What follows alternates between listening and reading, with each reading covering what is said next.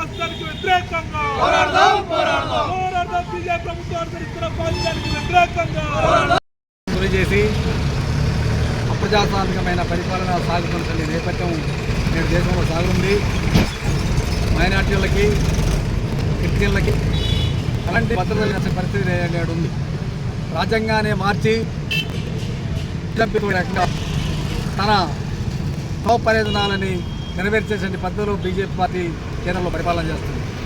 అదే కాకుండా ఎమ్మెల్యేల పేరుతోటి కూడా ఒకే ఎన్నిక ఒకే దేశం అనే నినాదంతో కూడా రకంగా చేస్తుంది.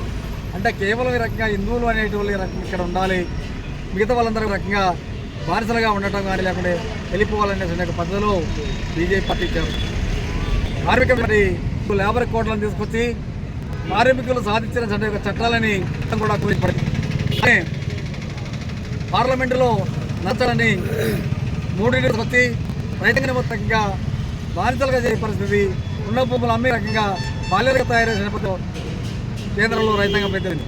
ఇలాంటి వాడికి వ్యతిరేకంగా దేశంలో పెద్ద ఎత్తున ఉద్యమాలు సాగుతున్న నేపథ్యం సాగుతుంది. అయినా నేటి వరకు కేంద్రంలో అధికారంలో ఉన్న బీజేపీ పార్టీ ఏమాత్రం తగ్గకుండా తన స్వప్రయోజనాల కోసమే దేశాన్ని మొత్తం కూడా లౌకికవాదాన్ని మొత్తం కూడా కూలి చేసే విధానాలు చేపడుతుంది. ఇది మొత్తం కూడా దేశంలో ఉండే పౌరులకి, దేశంలో ఉండే ప్రజాతంత్ర వాదులకి, వామపక్ష వాదులకి అందరూ కూడా తీవ్రమైన నష్టానికి ఇచ్చే విధానాలు బీజేపీ పార్టీ చేస్తుంది. ఈ విధానాలకు వ్యతిరేకంగా అన్ని వామపక్ష పార్టీలు, మేధావులు అందరూ కూడా కలిసి ఉగ్రవాదం అనే పేరుతోటి ఛత్తీస్గఢ్లో మానవోమం సృష్టిస్తుంది. మామూలు అక్కడ ఉన్న ఆదివాసులని తీవ్రంగా పిట్టలుగా కాలేసే విధానంలో ఛత్తీస్గఢ్లో చేస్తుంది.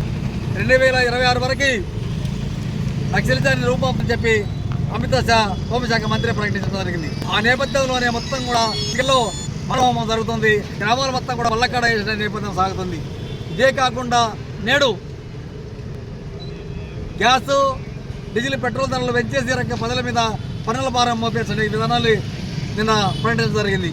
ఈ రకంగా ప్రజా వ్యతిరేకమైన చర్యలకు చేపట్టి బీజేపీ మొత్తం కూడా ప్రజల మీద పన్నుల భారాన్ని, నియంత్ర భారాన్ని సాగించే విధానాలు చేస్తున్నారు. కాబట్టి ఈ విధానాలకు వ్యతిరేకంగా మొత్తం కూడా కేంద్ర కమిటీ నిలదీయాలని చెప్పి యావత్ భారతదేశంలో ఈ రకంగా ఈ కార్యక్రమం జరుగుతున్నాయి.